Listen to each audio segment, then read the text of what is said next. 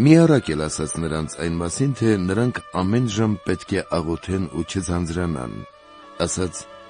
մի քաղաքում մի դատավոր կար, Աստծուց չէր վախենում և մարդկանցից չէր ամաչում, և նույն քաղաքում մի այրի կար, որ գալիս էր նրա մոտ և ասում.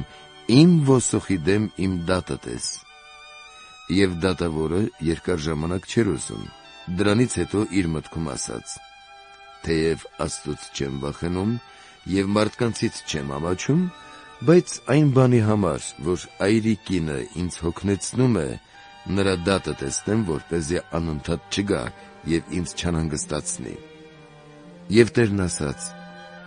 լսեցեք, թե ինչ էր ասում անիրավ դատավորը, իսկ Աստված արդարություն չի անի իր այն ծառաներին, որոնք գիշեր և ցերեկ աղաղակում են, և նրանց հանդեպ միայն համբերատար կլինի։ Այո, ասում եմ ձեզ, նրանց իսկույն արդարություն կանի, իսկ երբ մարդու որդին գա, արդյոք երկրի վրա հավատ կգտնի։